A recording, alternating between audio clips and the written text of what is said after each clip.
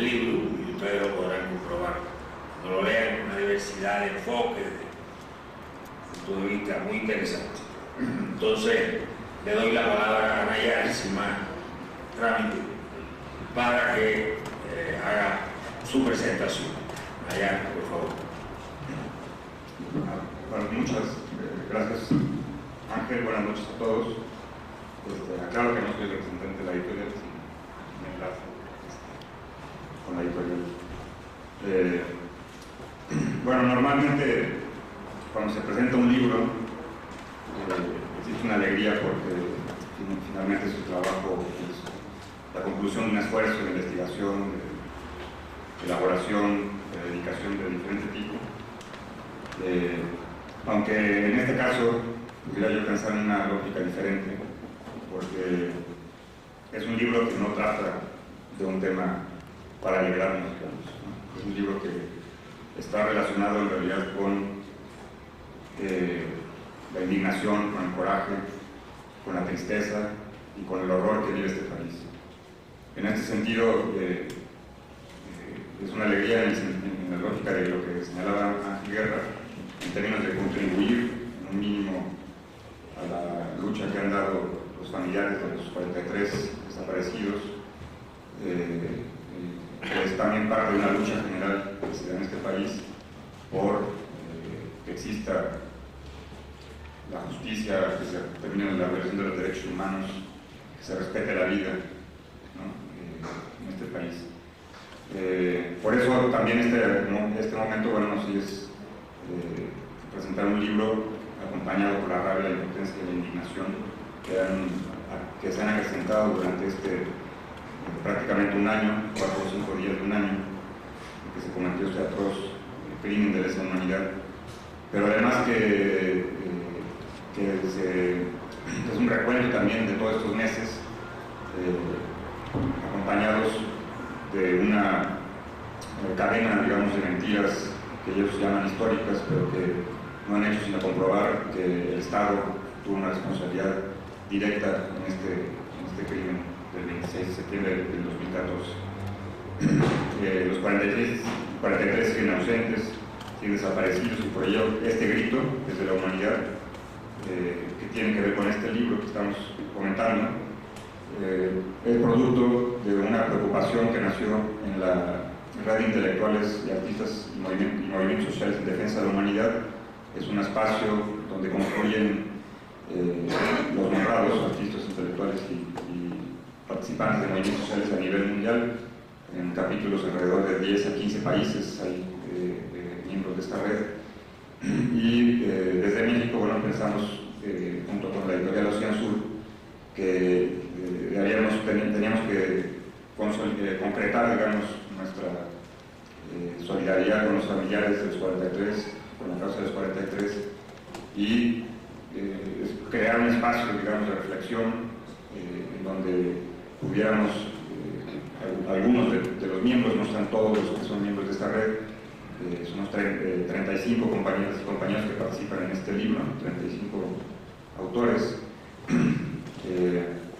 pero de alguna manera la idea sobre todo fue poder consolidar una aportación desde nuestro trabajo básico, que es el ámbito intelectual de la reflexión, del debate, de la investigación, y poder ofrecer un espacio donde se profundice algunos elementos que tienen que ver con todo lo que aconteció alrededor de los 43 de Ayotzinapa. En este libro, mínimamente les comento que la red de intelectuales y artistas en defensa de la humanidad surge en México en el año 2003, en un evento que se realizó en el Poliforum Cultural Siqueiros, con la asistencia, entre otros, destacados miembros de la red, de Evo Morales, actual presidente de Bolivia, que es un miembro de la red, la participación del comandante Marcos también a través de un mensaje para el evento que hubo ahí, y otros destacados intelectuales como Pablo González Zanora, que es uno de los miembros fundadores de esta red, y otros más que nos llevaría mucho tiempo señalar porque son decenas, ¿no? Algunos ya no están, como Sánchez Vázquez también, que era miembro destacado de esta red de intelectuales. Posteriormente se han dado muchos encuentros de intelectuales en diferentes países, sobre todo destacando el caso de Venezuela, de Cuba y de México. Y para el caso de nuestro país, bueno, pues hemos también reiniciado algunas actividades, y una de ellas, la más importante que consideramos hasta el momento, bueno, fue el impulso de la convocatoria para la elaboración de este libro que hoy estamos comentando. En este libro, que es el esfuerzo, como yo decía, 35 integrantes de la red, tenemos sobre todo una buena mayoría de los que escriben son de México, pero también tenemos participaciones que son de Argentina, Canadá, Chile, Colombia, Cuba, España, Francia, Nicaragua y Paraguay. Son de autores de todos estos países los que participan en este libro. Destacan todos los artículos, y la sección también que hay de poesía. Hay una sección con 5 autores de poesía. Son ensayos, son reflexiones, son algunos más de un trabajo de investigación, algunos relacionados también con la parte de la cultura, etc. Y en realidad se trata de un análisis multifacético que le da una gran riqueza al libro, porque son diferentes visiones, diferentes enfoques, diferentes interpretaciones en torno al mismo caso, pero que confluyen básicamente en algunos elementos como, en primer lugar, la responsabilidad del Estado, ¿no? en este crimen, la criminalización de las luchas sociales, la violación de los derechos humanos, la importancia también de la unidad y de la organización del propio pueblo para defenderse ante los abusos del poder, pero también como una forma de resistencia de lo que el neoliberalismo ha implicado para este país. Creo que el libro reúne en ese sentido una aportación importante para el debate también, porque no es nada más una cuestión de consignas, sino también de argumentación. Creo que todos los trabajos que están en este libro tienen una sólida argumentación con datos de toda naturaleza. Algunos de ellos, por ejemplo, el trabajo de Miguel Concha, pues con todo el sustento y la argumentación que tiene el padre Concha en torno a la experiencia de la defensa de derechos humanos. Y bueno, investigadores, intelectuales, académicos que tienen como áreas de especialización, pues muchos que tienen que ver con este proceso, ¿no? Yo quiero leerles una pequeña parte que viene en la introducción del libro y que condensa lo que se aprobó en la última cumbre de la Red de Intelectuales y de Artistas en Defensa de la Humanidad, celebrada en diciembre pasado en Caracas, pero que tiene una gran vigencia desde mi punto de vista por el contenido de lo que aquí se expone, ¿no?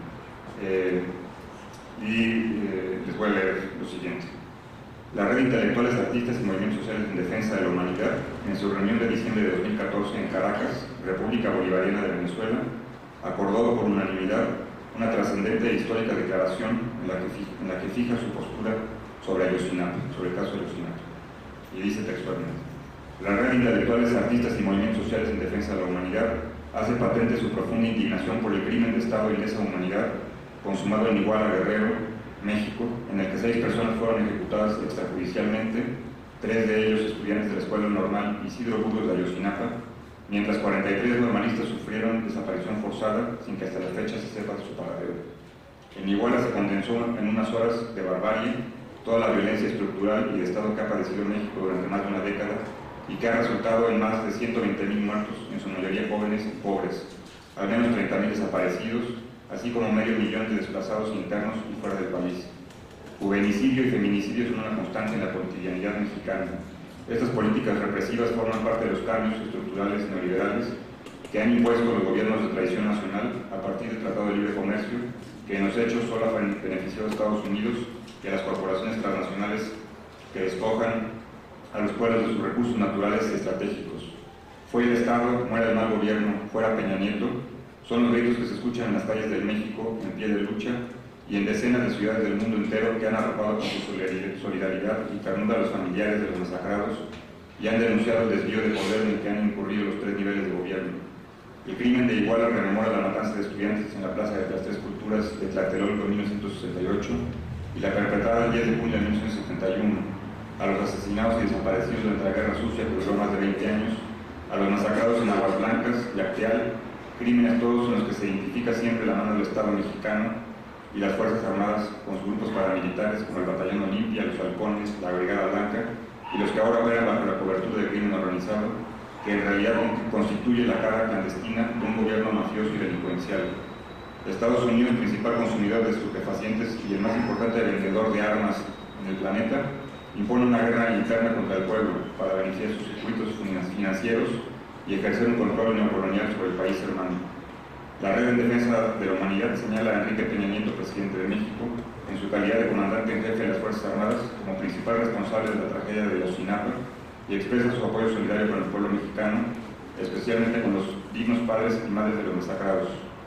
Ayotzinapa sintetiza los agravios cometidos por el imperio y la oligarquía local contra el pueblo de México, pero es también el modelo de dominación impuesto por el neoliberalismo que no queremos para la humanidad. Vivos se los llevaron, vivos los queremos, sin perdón ni olvido, exigimos justicia.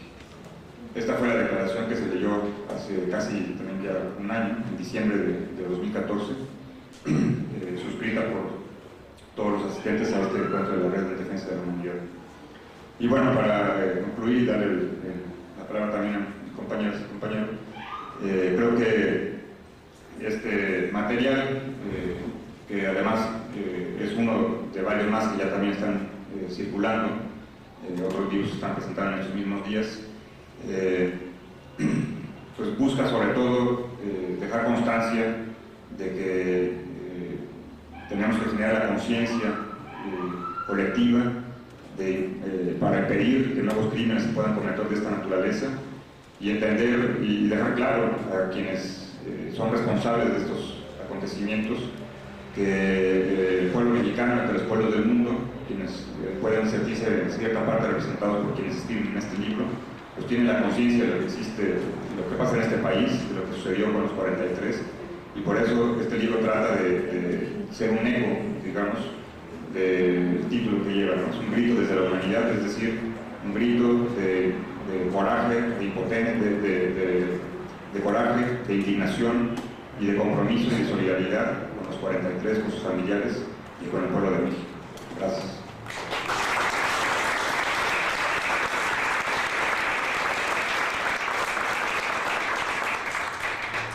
Le agradezco mucho a Nayar, esta introducción era muy importante y de paso nos recuerda el nacimiento en México de la Red en Defensa de la Humanidad, que por cierto se originó en una pequeña reunión a la que tuve el inmenso privilegio y honor de asistir, de Fidel con un grupo de intelectuales mexicanos en La Habana. De allí, de aquella plática en que se discutieron una serie de ideas muy interesantes sobre la situación que había creado Bush en el mundo y que ahora, a la vuelta de unos años, hemos visto la destrucción de países y culturas enteras y la seguimos viendo. Y fue de México de donde salió la iniciativa, que después se completó mucho cuando don Pablo González Casanova leyó en la Plaza de la Revolución, en un momento de grave peligro para la Revolución cubana, de gravísimo peligro.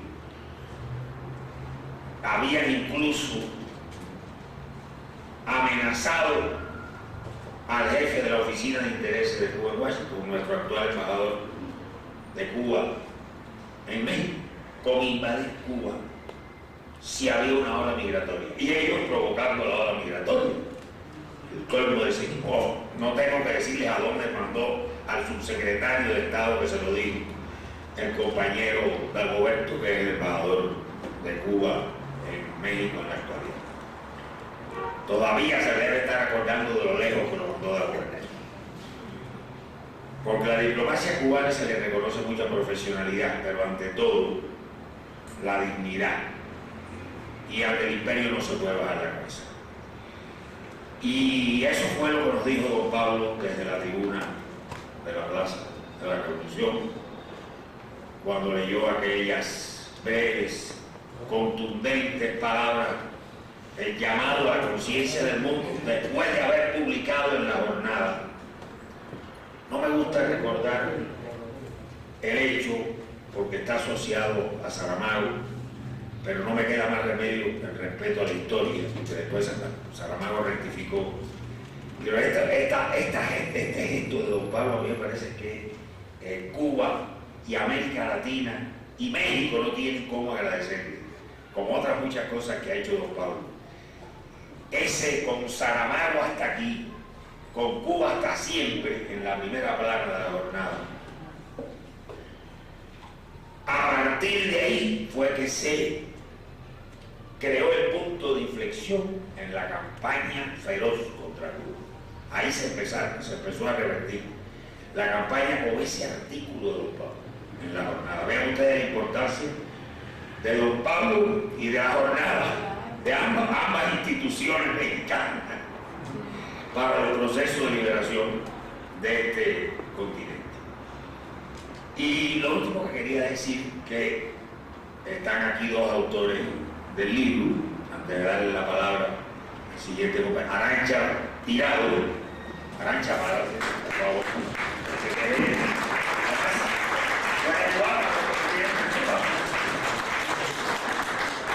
Todavía si no fuera guapo, yo decía, no, si fuera yo, no fuera guapa, pues no me paraba. Y José Manuel Cambia, José Miguel Cambia, que es un argentino integrante del Frente para la Victoria, que está aquí con otro libro.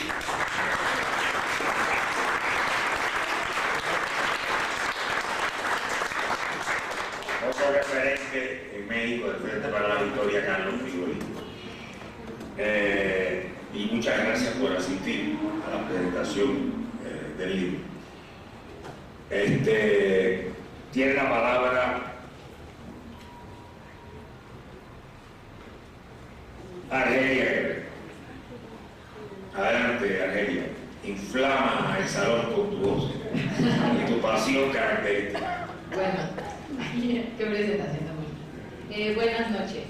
Sí, qué bueno que retomas el tema de don Pablo, porque es un referente obligado en muchos de los sentidos. Pensaba de las muchas razones de las que hablan que se le deben y se le agradecen, y una, pues por supuesto, es la fundación del Colegio de Ciencias y Humanidades, en donde el proyecto original, justo lo que se plantea es una simbiosis entre las ciencias y las humanidades para trabajar de manera mancomunada y de manera solidaria y de manera colectiva, no de manera diversificada como se llega a ver actualmente esas áreas de conocimiento, para formar ciudadanos, formar procesos educativos. Y lo que me llama mucho la atención de este libro, que ya en su conjunto es eso, es una visión de diferentes áreas del conocimiento que confluyeron ante una gran tragedia nacional y que se vieron ante la necesidad de responder desde sus distintas áreas de conocimiento, y eso también nos obligó a conocer esas áreas de conocimiento a las que pareciera que somos ajenas y que finalmente en un punto coyuntural doloroso, sí, y muy trágico nos hicieron confluir y nos hicieron juntar nuestras palabras y juntar nuestras diferentes áreas de conocimiento y de pasión por lo que hacemos para coadyuvar a este esfuerzo que, como bien dice Nayar, es una cuestión un tanto difícil de definir, porque siempre hay un trabajo que se presenta, hay una alegría, pero bueno, detrás de esto también hay un profundo dolor. Me gustaría también citar que cuando a mí Ángel Guerra me invitó a formar parte de la red, vi un área de oportunidad de rebasar un tanto la cuestión de anexar las firmas o hacer un grupo más de abajo firmantes, que a veces es una tendencia muy de la gente que se dedica o nos dedicamos a escribir o al pensamiento, a la teoría, etcétera, y que a veces se reduce eso, ¿no? Por múltiples razones. No siempre es criticable, digamos, ¿no? A veces es la academia, las propias luchas, la sobrevivencia, etcétera, ¿no? Pero que nos reduce a eso, ¿no? Y que de pronto encontramos un campo fértil, claro, después de un llamado como el de don Pablo y de las acciones tan contundentes y tan específicas y tan simbólicas, pero con tanto peso que como las que ejemplificó Ángel con don Pablo, que yo le tengo profundo agradecimiento cuando un grupo de estudiantes universitarios nos encarcelaron y renunció al Instituto de Investigaciones con una protesta por lo que había sucedido contra los estudiantes detenidos.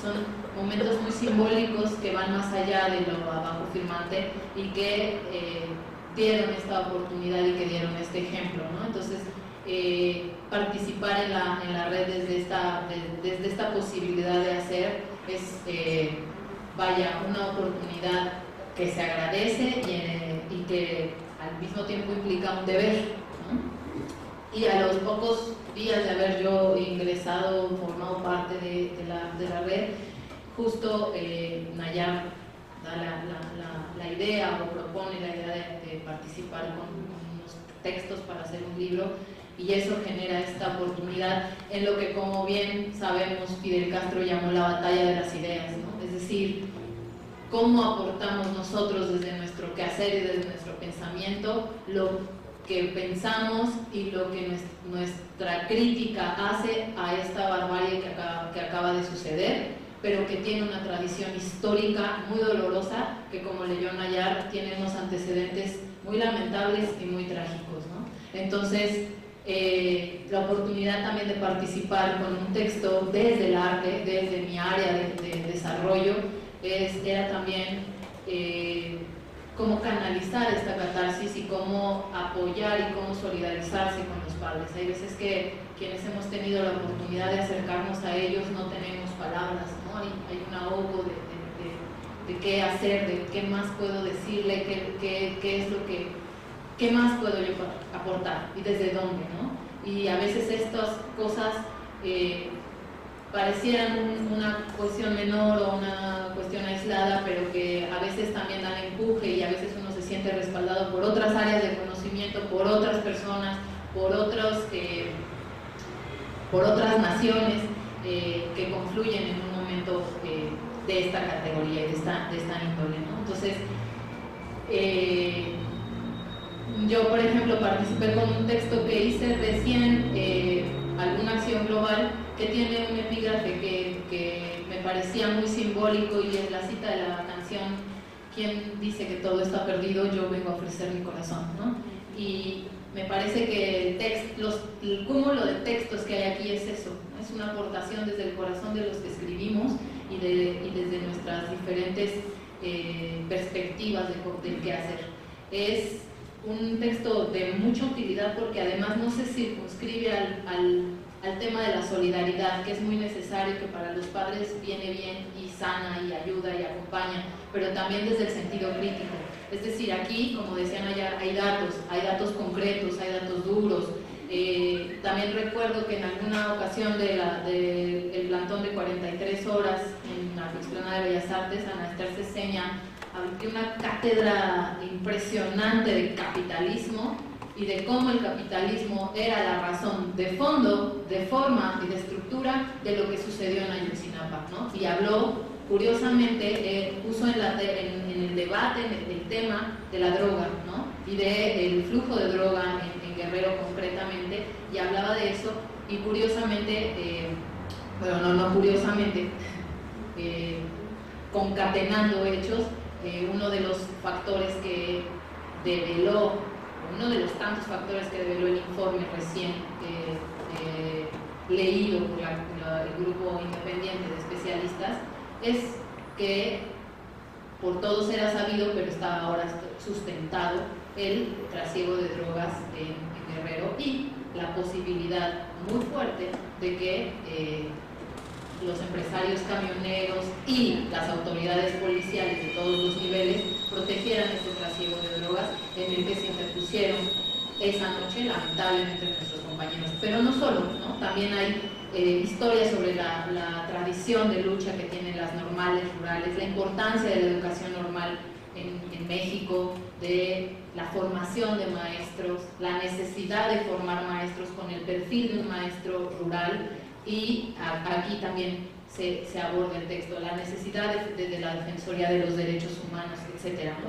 Es un cúmulo de perspectivas de las que podemos abrevar para, además de acompañar a los padres, también, como bien decía Nayar, tratar de buscar las vías para que esto no vuelva a suceder. Desafortunadamente en este camino volvió a suceder, y volvió a suceder con Nadia, y volvió a suceder con Rubén Espinosa. Nos volvió a pasar y nos volvió a agarrar un poco dispersos y nos volvió a agarrar distraídos, pero nos volvió a suceder. No fueron 43, pero fue una cuestión brutal, es una cuestión que otra vez está plagada de mentiras, es una cuestión en la que también está implicado el Estado en su plenitud, y concretamente el gobernador de Veracruz, y en el que no ha tampoco sucedido más allá de las cuestiones solidarias, ¿no?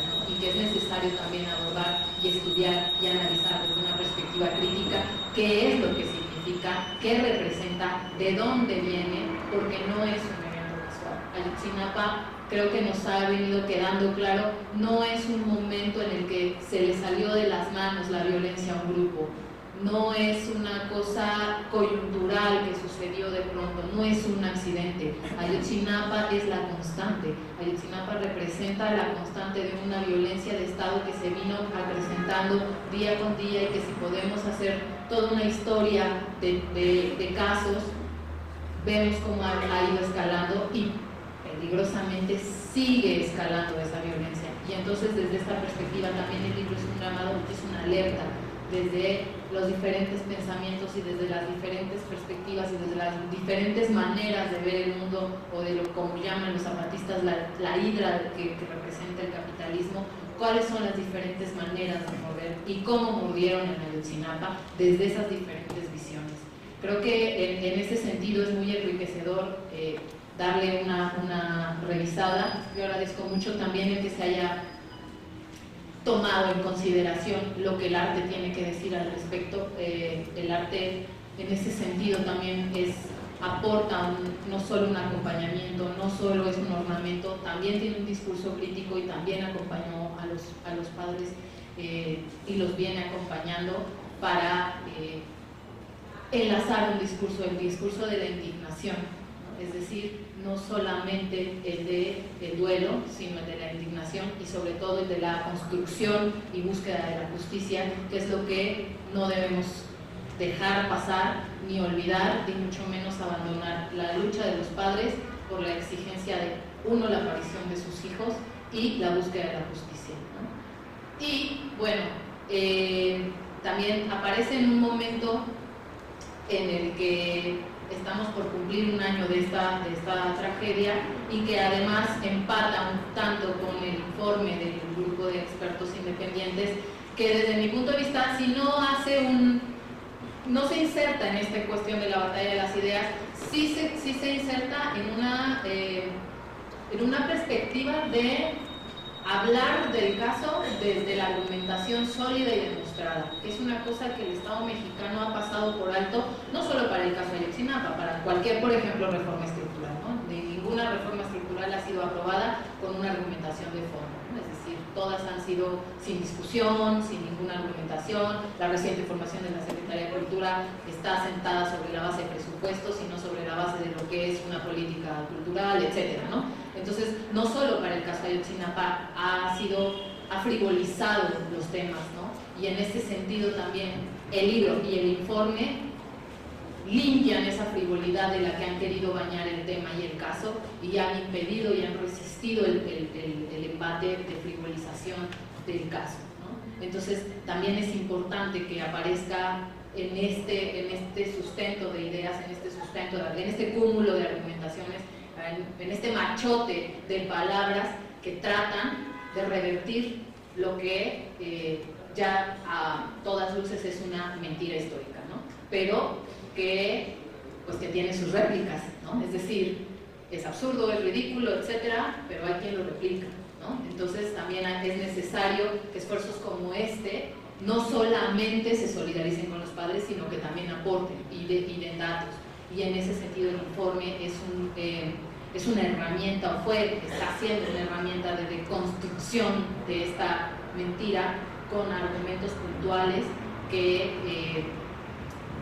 merecen la pena ser leídos, valorados y difundidos pues en la medida de todas nuestras posibilidades, ¿no? Es decir, a veces no es muy claro en qué consistió el informe y por ejemplo, la PGR citó que iba a recibir el informe, pero después se les dice y dice que solamente va a tomar algunos elementos para considerar, pero que no va a fundamentar su investigación nueva en el informe de los expertos, ¿no? Sino que solamente va a maquillar lo que ya presentó en enero con algunos de los datos que aporta el informe, ¿no? La exigencia de los padres es que se tomen como base para una investigación seria, profunda, concreta y verdadera, que les dé paz a ellos, que les devuelva a sus hijos y que además los inserte en una justicia que merecen, como merecemos todos, pero principalmente por haber sido agraviados y por ser víctimas. Entonces es importante también que en este momento no solo reactivemos la movilización y la solidaridad en términos burdos, sino en términos de pensamiento. O sea, cómo reactivamos la solidaridad, es decir, cómo mecanizamos toda esta indignación y esta rabia, abriendo vías de posibilidades. Los papás a veces también dicen, es que no sabemos ya por dónde, ¿no? No sabemos qué hacer, estamos desesperados. Y mucho de lo que nosotros podemos aportar a veces es sentarnos un poco con la cabeza un tanto más fría, pensar qué es lo que nosotros vemos, cuáles son las rutas viables que vemos, porque es como estamos valorando que sucedió lo que sucedió y que sucede lo que está sucediendo, y poder aportar una cuestión mucho más de utilidad a los padres que les dé luces para seguir avanzando, ¿no? Y avanzar con ellos. Por último, creo que me gustaría resaltar que el libro es una posibilidad de comprometernos en la acción con lo que sostenemos en el discurso. Es una invitación a participar de manera activa, con un sentido muy crítico de lo que estamos viendo y poder transitar en la vía de detener y resistir esto que está aconteciendo. Los padres lo están haciendo de una manera ejemplar. Es muy difícil lo que han venido viviendo a lo largo de este año, pero pareciera que nosotros también tenemos que ponernos a la altura moral, pero además intelectual de lo que están haciendo los padres, ¿no? Eso les puede ser como de bastante ayuda, ¿no? Finalmente, asumo que la participación en este libro es más que sí es un privilegio, pero además es un deber. Me parecería que es deber de cualquiera que está comprometido con su gente, con su país y con la humanidad, el levantar la voz al estilo que cualquiera de nosotros conozcamos, bailando, cantando, recitando, escribiendo, enseñando, aprendiendo, pero con el deber siempre de reconocer que nos faltan 43 personas y que esto no puede continuar así y que nuestras vidas no pueden tener una normalidad de ningún tipo si nos están faltando 43 personas nombradas, contadas, pero no solamente. Hay además un antecedente detrás. Entonces, también asumir ese deber, y en el libro podemos, creo, también entender esa invitación, no a replicarnos, sino más bien a cada quien asumir desde nuestro quehacer cotidiano el deber de levantar la voz y de decir verdaderamente un significativo ya basta. Y por último, me gustaría solamente leer unas líneas de un poema de Marco Velázquez que viene en el texto,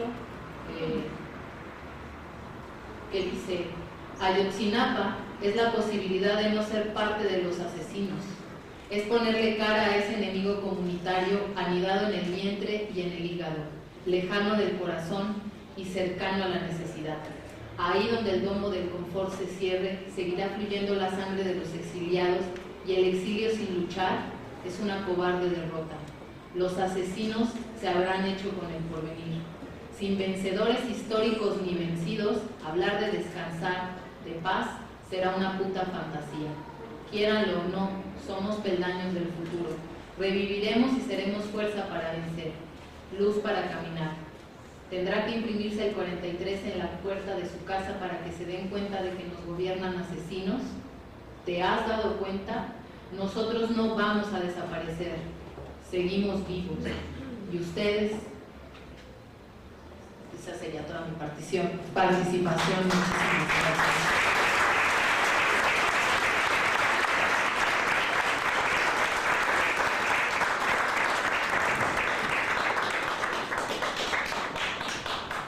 Muchas gracias a Lelia por su siempre inteligente presentación, y le damos la palabra a Raúl Romero. Buenas noches. Y primero agradecer también a la compañera Ángel y a mis compañeros de la red por la invitación a escribir este libro. Sí, ahí se escribe. Ahí. Agradecer por la invitación a participar en el libro y también a participar hoy de esta presentación. Bueno, la verdad es que seguir publicando, seguir haciendo pensamiento crítico, seguir haciendo pensamiento militante, seguir haciendo pensamiento que denuncia y que propone, me parece un ejercicio fundamental en los tiempos en los que vivimos. Guardar silencio es otra forma de complicidad. No decir nada y quedarse inactivo frente a lo que vivimos es otra forma de complicidad. Y en ese sentido me parece que quienes colaboramos en este libro pues estamos haciendo un poco ese esfuerzo, ¿no? por seguir colaborando, seguir poco a poco, piedra a piedra, echando abajo esa verdad histórica que en realidad es historia mutilada, que es verdad falsa, que es mentira histórica. Hace unos días platicaba con algunos de mis compañeros y preguntaba cómo estamos creciendo una generación que es capaz de asociar números con tragedias y crímenes. Y piénsenlo así: pensamos en 5 y pensamos en Labarte, pensamos en 43 y pensamos en Ayotzinapa, pensamos en 49 y pensamos en Guardería BC, pensamos en 72 y pensamos en San Fernando. El grado de deshumanización al que nos han llevado, el grado de terror que nos han implicado, nos ha llevado a dejar de pensar en personas que están siendo desaparecidas, que están siendo asesinadas, a resumirlas a simples números, a simples cifras. Y eso, en cierto sentido, es una parte de su victoria cultural, de esta victoria que nos permite que los seres humanos somos capaces de ser reducidos a eso, a números.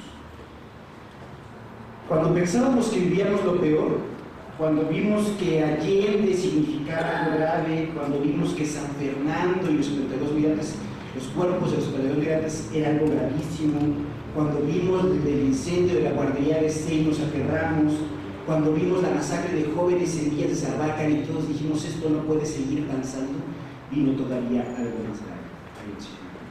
Cuando pensábamos que estábamos mal, la cosa se puso todavía peor y no ha parado.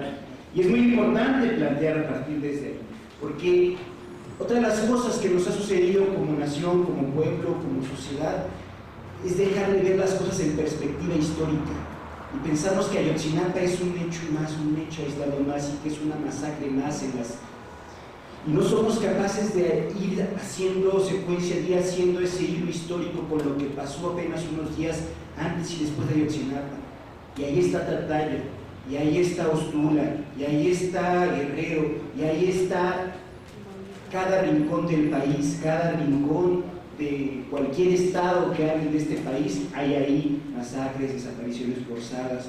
Y si no vemos a Ayotzinapa como un elemento más de un gran fenómeno histórico que está sucediendo en el país, no vamos a poder entender realmente de qué se trata esta guerra, no vamos a lograr entender realmente cuál es el mensaje que está dando el capital y el Estado con el crimen de Ayotzinapa, que están dispuestos a desaparecer, a asesinar a quien sea, con tal de seguir garantizando la reproducción del capital. Y si no lo vemos así, entonces perdemos la perspectiva histórica. Por eso es tan importante la memoria. Por eso es tan importante tener la memoria como un arma de insurrección, como una herramienta para seguirnos rebelando. Si somos capaces de vincular entonces San Fernando, Villas de Salvácar, Guardería ABC y todos estos otros crímenes hasta Narvarte, y lamentablemente los que negan, entendemos lo que está pasando.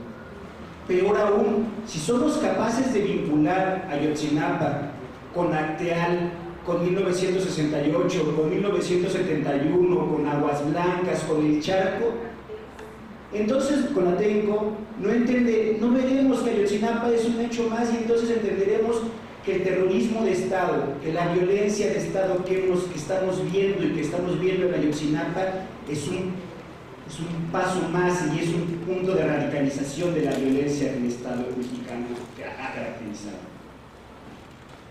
Primer punto, entonces, yo quiero llamar a que veamos Ayotzinapa en perspectiva histórica, a que veamos Ayotzinapa como un punto quizá la cumbre, quizá el más grave, pero como un punto más en una larga cadena de agresiones contra la sociedad mexicana, como un punto más en la larga cadena de agresiones contra el pueblo de México, pero además contra los más pobres. No eran los hijos de Martí, no eran los hijos de Wallace, contra los más pobres y los más despreciados, contra esos que días después y días antes estaban en las calles manifestándose como profesores en contra de la reforma educativa.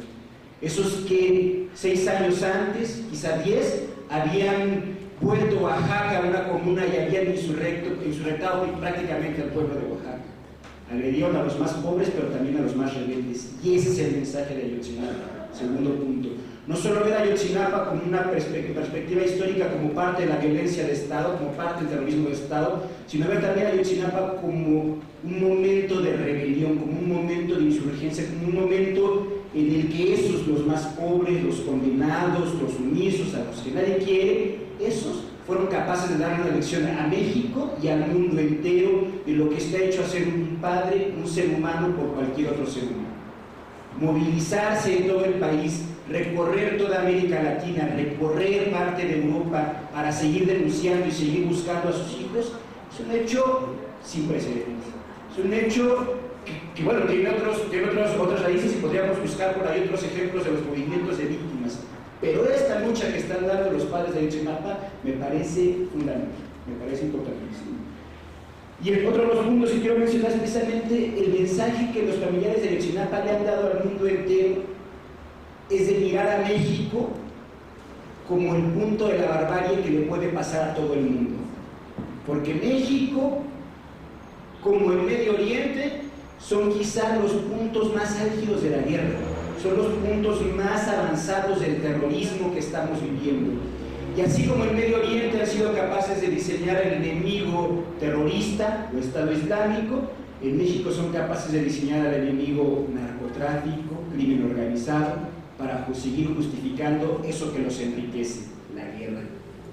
Y entonces entender la guerra como un mecanismo de reproducción de capital, como un mecanismo de control social, como un instrumento de generación de miedo, como un instrumento constante, y ver a las desapariciones forzadas como una tecnología militar, nos permite entender un poco más de qué se trata Ayotzinapa y cuál era el mensaje que quería darnos con Ayotzinapa, y cuál es el contramensaje que están dando los familiares de Ayotzinapa. Es decir, a pesar de todo eso, ni nos resistimos, ni nos rendimos, ni nos rendemos, y seguimos luchando. Y ese es el cuarto elemento, poner a Ayotzinapa en perspectiva no solo histórica, sino también en perspectiva global. La participación anterior, Argelia precisamente comentaba esto de la ida capitalista que nos compartieron los compañeros del ZLN, y quienes estuvimos allá o tuvimos la oportunidad de escuchar, nos dimos cuenta que la guerra está en todos lados con diferentes intensidades. Insisto, que en México y Medio Oriente quizá vivimos la parte más avanzada de la guerra, pero que esa misma guerra, además financiada desde las corporaciones, con un lobby, con un cerebro desde Estados Unidos, es parte de la misma guerra que se implementa contra Venezuela y el intento de golpe de Estado. Es parte de la misma guerra que se implementa contra Bolivia o contra Ecuador. Es parte de la misma guerra que durante muchos años ha amenazado y amenaza constantemente a Cuba. Es parte de la misma guerra con la que atacan al Partido de los Trabajadores en el Kurdistán. Es la misma guerra que está en Palestina y la misma guerra que quieren someterse, la misma guerra, la guerra capitalista.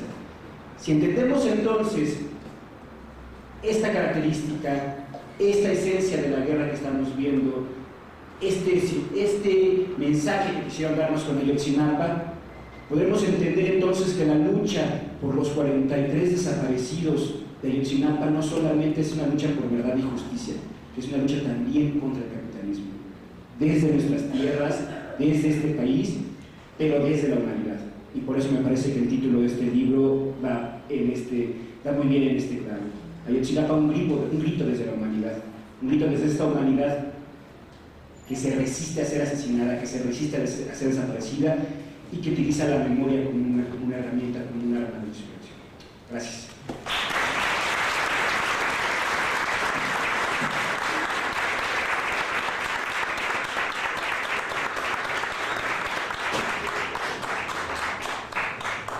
Le agradezco a Raúl que ha planteado los temas estructurales que subyacen bajo la política de masacre, con los pretextos que sean, y cómo eso se implica dentro del tipo muy violento de acumulación de capital que se está llevando a cabo en la actualidad en todas partes del mundo donde es posible hacerlo, que son la mayor parte de los lugares.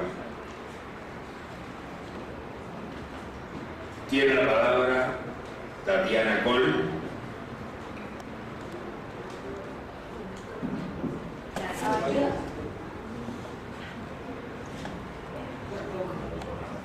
Bueno, buenas noches a todos, gracias por estar aquí. Parte del interés de presentar el libro pues es también convocar a que no nos olvidemos que estamos prácticamente a unos pocos días, el día 26, el sábado 26 se cumple exactamente un año de este crimen. Pareciera increíble, pero desde el punto de vista legal, desde el punto de vista de lo que uno pensaría que cualquier autoridad judicial, cualquier autoridad responsable asumiera mínimamente lo que ha implicado un crimen de esta envergadura, pues no ha sucedido. Vivimos en el país de la total impunidad. Los compañeros han citado una larga lista de crímenes que además no son crímenes individuales, se les ha en todo caso olvidado los crímenes individuales que podemos leer en la jornada también con mucha frecuencia, de un dirigente de colonos, de un maestro disidente que, como sucedió en Acapulco hace muy poquito, de un grupo de comuneros que luchaban por mantener los bosques. Es decir,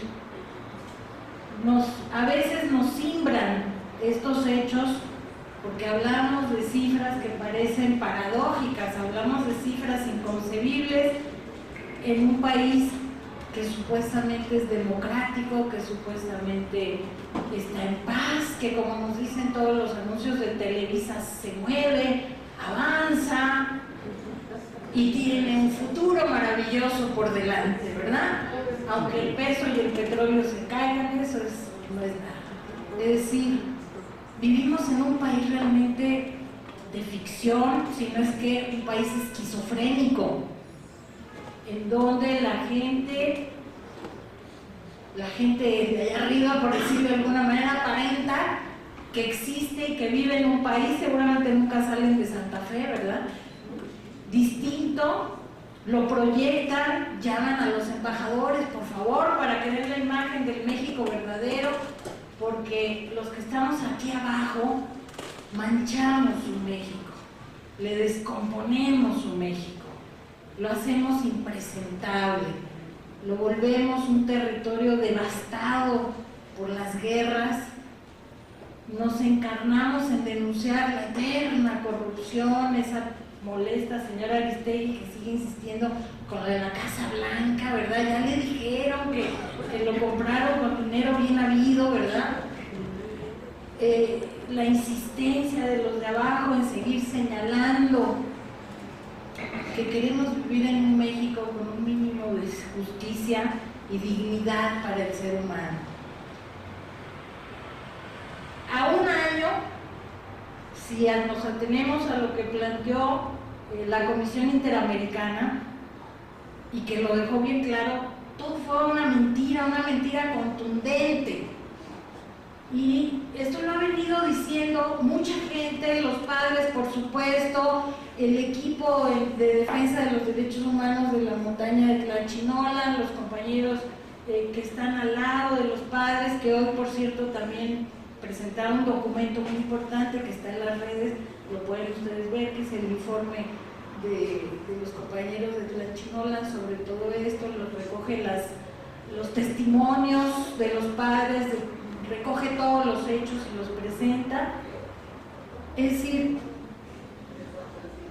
¿y a qué nos enfrentamos? El informe de la Comisión Interamericana dice claramente, no necesitan utilizar palabras sonoras, fuertes, denunciamos el crimen de Estado, no lo plantean así. Simplemente dicen, eso que ustedes dijeron no se puede demostrar de ninguna manera. No hay absolutamente ninguna manera en que hayan podido armar la quemazón de 43 cuerpos en ese basurero, en esas condiciones y en esa situación.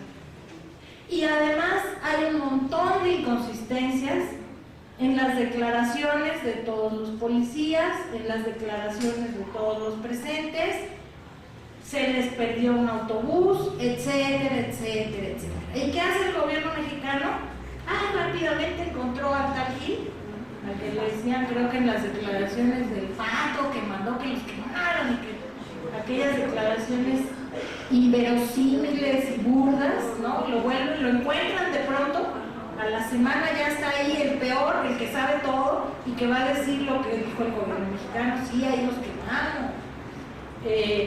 Y además también milagrosamente, un pedacito de hueso, dice la señora esta Areli, que todas las pruebas dicen que es de otro de los compañeros, de los muchachos de Yossi Branco. Y si uno lee el informe de Innsbruck con detenimiento, dice que hay una débil indicio que de ninguna manera puedes tomar como prueba. Es decir, después de un año estamos en la misma situación de indignidad. Y yo creo que más que nunca es importante no solo libros, la presencia de todos el día 26 de nueva cuenta. Ojalá se vuelvan a hacer las grandes marchas que nos movieron cuando todo esto estaba fresco, porque desgraciadamente en nuestro México las cosas como que se sumen en un pantano gris, y se van perdiendo, y el gobierno confía en eso.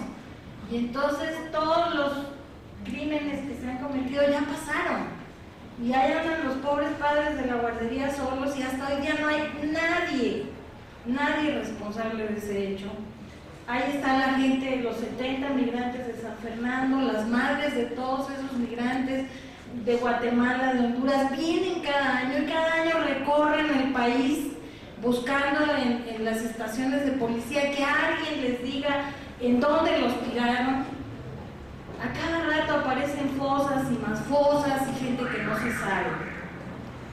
La primera vez que tuvimos conciencia de esta barbaridad, de este espanto, creo que fue cuando el movimiento por la paz con justicia y dignidad, que de pronto hizo un ya basta tremendo, nos conmocionó porque de pronto todos esos que han sido calificados por el Estado como daños colaterales, porque este es parte del problema, y algunos lo plantean aquí, es decir, no es solo como plantean algunos, que es una guerra sucia que se viene sosteniendo, sobre todo los compañeros de Argentina, de Chile, de Uruguay, que vivieron las brutales décadas de las dictaduras. Hay incluso un texto de un compañero paraguayo que pregunta, ¿esto se parece a la Operación Cóndor? Pues sí, todas las bestialidades tienen el sello de la brutalidad, y muchos de los compañeros argentinos que escriben nos recuerdan y nos dicen que esto se parece mucho a las guerras sucias que se vivieron y a las desapariciones, sobre todo en Argentina, y a la búsqueda incluso de los pequeños niños que todavía mantienen las madres y las abuelas de la Plaza de Mayo. Sí, estamos inmersos en eso. Cuando surgió ese movimiento, por vez primera, todos estos daños colaterales, porque así los llaman, ¿verdad?, adquirieron rostro. Y entonces oíamos las historias de esta gente, veíamos a los padres, a los primos, a los tíos, a los hermanos, hablando de ese que desapareció, de ese que cayó entre dos fuegos, de ese que le sembraron droga después de que lo mataron y lo hacen aparecer como parte del narco. Y eran miles y miles y miles. Y nos impactó muchísimo. Pero desgraciadamente también el pantano del olvido se comió ese movimiento. Y muchos nos preguntamos, ¿qué hacen? ¿Dónde están? ¿Por qué se cayó todo esto? Una cosa que resultó de ese movimiento fue una disqueley para las víctimas y para la búsqueda y justicia de las desapariciones, como si hiciera falta una ley especial que obligara a que los jueces y a que el Ministerio Público y la policía y el Estado en general se ocupen de las desapariciones, como si no fuera de por sí un crimen que hay que perseguir. No hay que hacer una ley especial en nuestro país y para que tengan justicia y reparación, como si no hubiera que reparar a las víctimas del Estado, porque todas son víctimas finalmente del Estado. En todo esto está involucrado el ejército, está involucrada la policía, en todos sus niveles están entremezclados los poderes locales, municipales y evidentemente hasta los nacionales. Esta es la verdad que nos grita Ayotzinapa. Diríamos que, y muchos autores, y la riqueza, como decía Argelia, es que hay muchas miradas en el libro. Muchas miradas, no solo porque escriban economistas o historiadores o sociólogos o politólogos o un artista, sino también una mirada desde distintos países, desde esta América en su conjunto. Y uno pensaría que para escribir de Ayotzinapa, pues uno va a escribir siempre un poco lo mismo, ¿no? El dolor está presente en el libro, el dolor atraviesa el libro, porque muchos dicen, este México que nos duele, este México que fue otra cosa o que representó otra cosa en algún momento. Pero entonces lo miran con relación al capitalismo depredador que nos ha invadido. Otros lo miran desde los instrumentos de las guerras de contrainsurgencia, como Gilberto, como otros, como Atilio Borón. Es decir, hay múltiples ángulos. ¿Por qué? Porque yo creo que en Ayotzinapa se tocaron todos los límites. Es una frase que tomó de Esther Ceseña. Y sí, efectivamente, Ayotzinapa es un poco como la cima, el momento donde realmente ya no sabemos ni qué palabras usar para describir esto, ¿no? Se acaban las palabras, donde la bestialidad, donde todos los elementos que componen nuestra vida, el capitalismo neoliberal, el narcotráfico que nos invade, la descomposición y depredación de los recursos, la entrega de los recursos a las manos privadas y transnacionales. Es decir, de pronto todo como que se resume ahí.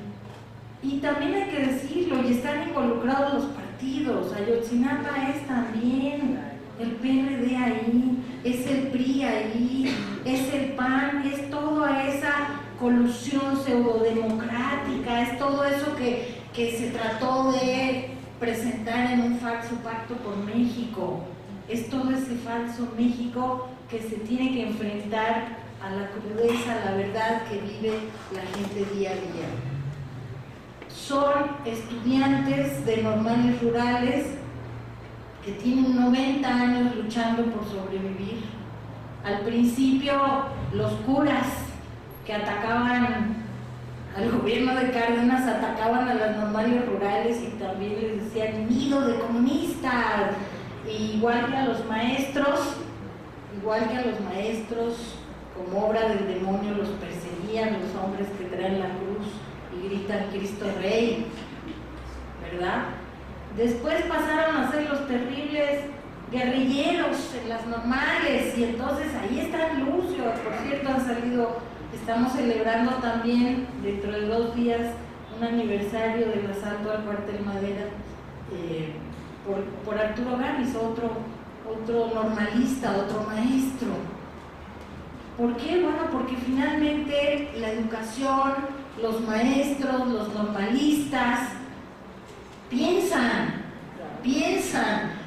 y se constituyen en seres autónomos y las normales rurales se imbrican con las luchas campesinas y con las luchas de los maestros y estamos en medio de una confrontación muy fuerte por todas las reformas que han habido, por la reforma del artículo 27, por la reforma educativa que tenemos encima y entonces eso permite que Ayotzinapa efectivamente se haya convertido en un símbolo que nos permite, ojalá nos permita concentrar el conjunto de las luchas, porque estamos muy acostumbrados en este país a luchar cada quien por su lado y a luchar cada quien por su pequeña parcela, ¿verdad? Y por aquello que le incumbe directamente y no entendemos que finalmente en el proceso que desencadena el Estado contra todos, es contra todos. Estemos donde estemos y seamos como seamos, como bien lo dijo Bertolt Brecht en aquellas famosas frases, ¿no? Ahora vienen por mí. Quería decirles también un hecho que es de llamar la atención, se me pasó en la primera parte. Hasta la fecha no hay nadie de los supuestos 130 detenidos al cual se le haya imputado el delito de desaparición forzada, aunque la última vez en que vieron a los normalistas fue cuando los subieron a las patrullas, ¿verdad? No, están acusados de secuestro común y corriente, como decía Raúl, como si fueran el hijo de la señora Wallace, ¿verdad? Tampoco hay nadie acusado de un delito de lesa humanidad, están acusados de asesinato. Y hay un cuidado muy especial y por eso le irrita tanto al gobierno mexicano el informe presentado tanto por los forenses argentinos, los antropólogos argentinos, como por la Comisión Interamericana, porque estos son los delitos, esto es lo que tenemos que exigir.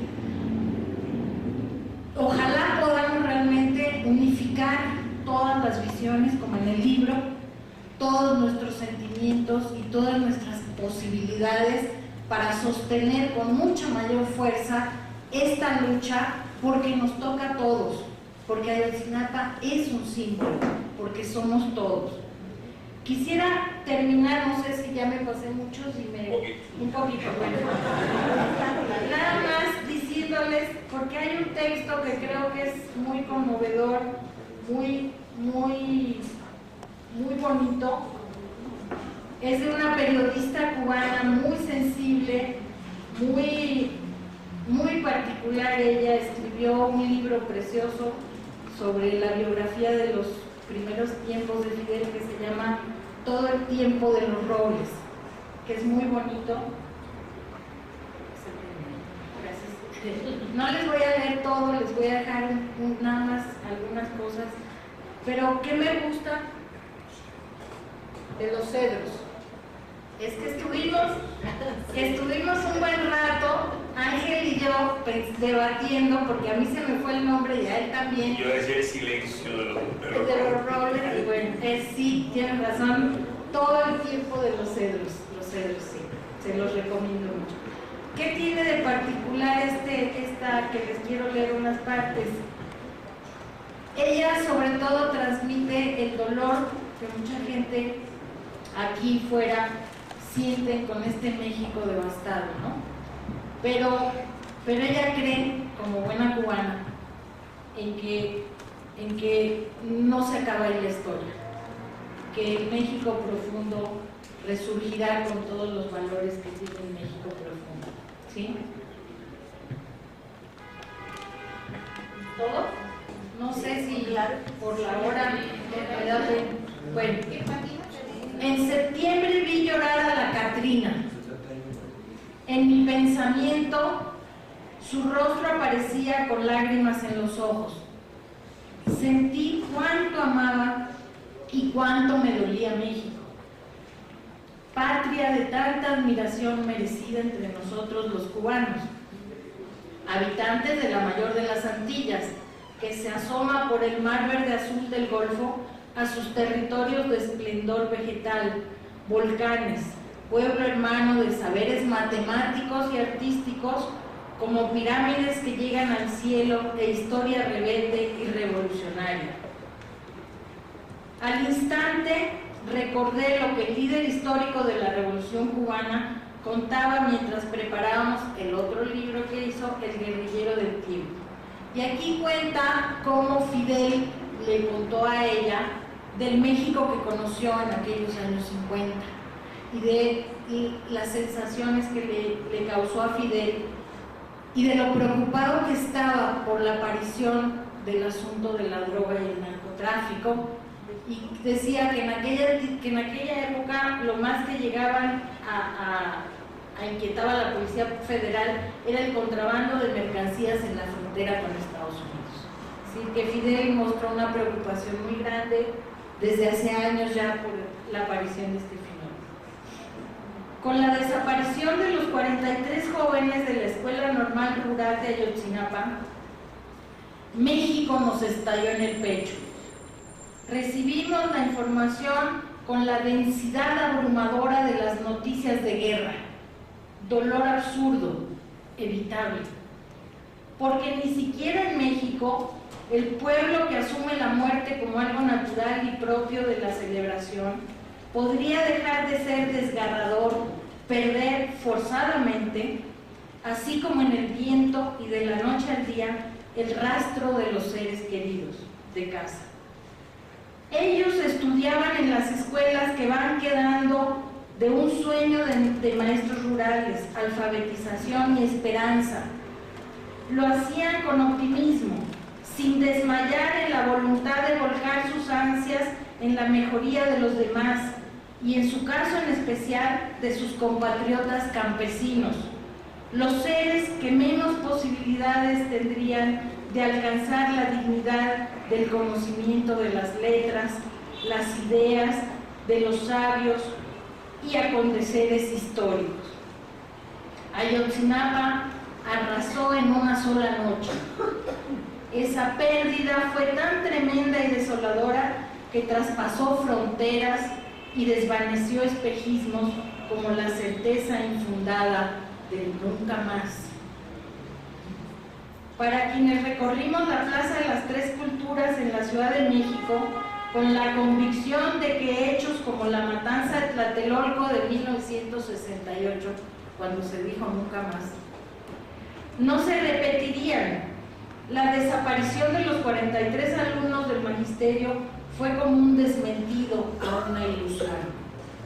De golpe, el México profundo emergió otra vez, como cada cierto número de años, para recordarnos que la Revolución Mexicana de comienzos del siglo XX permanece inacabada. Todavía no solo se sueña, sino que se espera y necesita. Porque es urgente un México más justo, menos desigual, memorioso de lo propio, lo auténtico, no violento, no desaparecido ni torturado ni supeditado al norte, revuelto y feroz, ni sumido en una guerra contra las drogas que termina siendo contra los inocentes o en el olvido del maíz, no sombrío, sino un México colorido, pacífico, justo, independiente, inclusivo, fructífero como los semilleros y hermoso como los zarapes de sus pueblos originarios, plenos de matices para abrigar del frío y la muerte. Y ya lo sabíamos que eran miles, y no solo 43, pero la búsqueda, el horror de la ausencia pertinaz mientras pasaban los días, el sufrimiento combativo de los padres, la movilización de los maestros, condiscípulos, vecinos, los testimonios de angustia y solidaridad, y el hallazgo de una fosa, de 2, de 3, y cada vez más fosas, nos develó la dimensión desmesurada de la terrible maldición como resultado de muchas otras tragedias. La impuesta por la dominación capitalista imperial norteamericana, la de unos tratados que llevan a la ruina, la de ser pasto del narcotráfico y la penuria, la de una economía neoliberal que privilegia el dinero y olvida el amor y convierte a los hombres en lobos del hombre. Claro que ese México que nos duele no es todo México. Pervive con fuerza el otro, el de la vida, más que la muerte de los 43 estudiantes jóvenes, el de los que luchan por una patria diferente y mejor, el México que tiene como reservas extraordinarias al padre Hidalgo, a Morelos, a Benito Juárez, Pancho Villa, Emiliano Zapata y Lázaro Cárdenas. El propio México de la reforma educativa que creó las escuelas como la de Ayotzinapa, el México de hidalguía y política solidaria con los luchadores contra las dictaduras en el continente y con el movimiento progresista del mundo, un México soberano. Esa geografía de seres luminosos, azules como Frida Kahlo, o de muchedumbres que defienden un principio que aparece en la Universidad de Estudios de Agronomía de Chapingo. Aquí se enseña a explotar la tierra, no a los hombres. Existe, persiste y prevalecerá. Vivos no solo los queremos, vivos están los jóvenes de Ayotzinapa, como los niños héroes de Chapultepec o los estudiantes de Tlatelolco que cayeron ametrallados por las balas. Gracias.